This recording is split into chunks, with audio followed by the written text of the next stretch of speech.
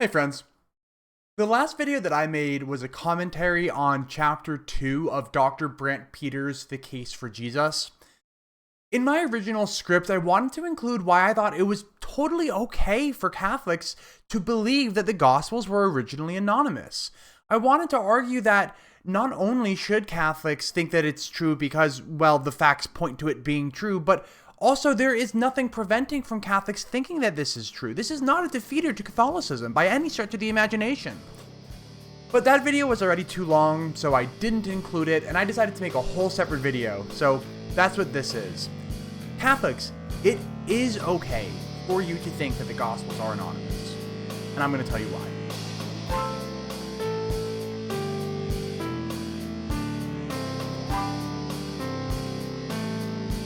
So, as any good Catholic will do, I will start with Jimmy Akin. Pope Saint Jimmy Akin in 2017 on Catholic Answers answered a question about whether or not the Gospels are anonymous like this. The church doesn't have a teaching about who wrote the Gospels or the Book of Revelation. It considers that a question of history rather than of faith. The important thing is that these documents are the inspired Word of God, and we can trust them. And so that's the most important thing. The question of who did God use as his instruments in writing them is a secondary question. Okay, so problem solved, right? Crisis averted. Jimmy said so, and so that's good enough for us. What? You need more? More than Jimmy Akin? Okay, I will list 3 more reasons why it's okay for Catholics to believe that the Gospels are originally anonymous. Reason number 1, the Catholic Encyclopedia admits that the Gospels are anonymous, and the Catholic Encyclopedia has the nihil obstat. Here is the title page for the Catholic Encyclopedia, and if I just scroll down to the very next page, you'll see the nihil obstat right here. And according to the Catholic Encyclopedia, the first 4 historical books of the New Testament, the Good News according to Matthew, the Good News according to Mark, etc., however ancient, do not go back to their respective authors of those sacred writings. That, however, they do not go back to the 1st century of the Christian era, or at least that they are not original, is a position generally held at present day. Reason number 2, Catholic scholars argue that the Gospels are anonymous. Father Raymond Brown was a Catholic priest and one of the most prolific authors of New Testament scholarship in his day. Father Brown was born in the 1920s, he died in the 1990s, and that kind of made him a pioneer in some ways in terms of biblical criticism. His work and introduction to the New Testament is about 900 pages. That is a very thorough introduction, and I'm going to quote parts of it here to demonstrate that Catholic authors agree, priests agree, that the Gospels are anonymous. Starting on page 158, Father Brown discusses the authorship of the Gospel of Mark. He does say that the Gospel of Mark, the title, was attached to this writing by the end of the 2nd century, perhaps earlier. In the mid-2nd century, Justin Martyr was referring to, quote, Peter's memoirs as containing a passage that's found only in Mark.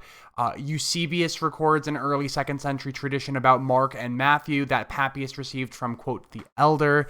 He goes on, listing arguments both for and against the traditional authorship, but then settles on the idea that Mark reorganized and rephrased a content derived from a standard type of preaching that was considered apostolic. So Mark wasn't the true author in the modern sense of the word, but Mark may have played a role in organizing some teaching that then eventually turned into the Gospel of Mark. On page 210, Father Brown argues that, by way of overall judgment on the Matthew issue, it is best to accept the common position that canonical Matthew was originally written in Greek by a non-eyewitness whose name is unknown to us and who depended on sources like Mark and Q. Father Brown begins discussing the authorship of the Gospel of Luke beginning on page 267, continues for a short time, but then eventually concludes that Luke would not have been the true author of the Gospel of Luke due to inaccuracies on Palestinian geography and other reasons. And on page 368, Father Brown discusses the authorship of the Gospel of John and the identity of the beloved disciple. Father says, as with the other Gospels, it is doubted by most scholars that this Gospel was written by an eyewitness of the public ministry of Jesus. And, by the way, an introduction to the New Testament by Father Raymond Brown has the nihil obstat too. And reason number 3, just plain old most scholars agree. I already defended this premise in my last video, so instead of defending that premise again, I'm going to get somewhat philosophical here. Catholics and non-Catholics should be united in their search for truth. My channel is not an anti-Catholic channel. It's an anti-falsehood channel, at least I try to make it that way.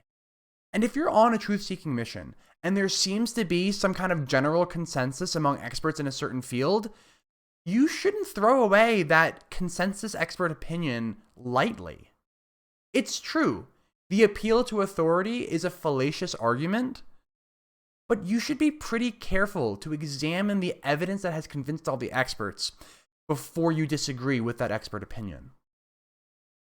I am on a truth-seeking mission, and I think lots of Catholics, maybe most Catholics, are too, especially the ones who I interact with on a daily basis.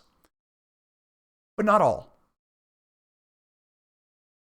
Some Catholics, I'm afraid, are not on a truth-seeking mission. Some Catholics only seek to reinforce the things that they already believe. They're not willing to entertain ideas that might be in conflict with ideas that they already hold.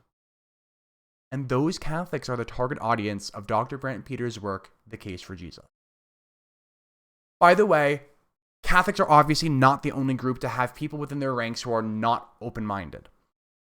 The Protestants have their Ken Hams and their Frank Turek's, the Muslims have their Mohammed Hijabs, and the atheists have their Richard Dawkinses. That should go without saying, but I wanted to make sure that I said it anyway because this is YouTube after all, and I don't want to come across as some edgy internet atheist from 2013. But the Catholics that I interact with most often would probably agree with me that it's about truth first and foremost. And if all truth is God's truth, then we have nothing to fear, nothing to lose from pursuing the truth, no matter how uncomfortable we might get sometimes during that pursuit. Thanks, everybody.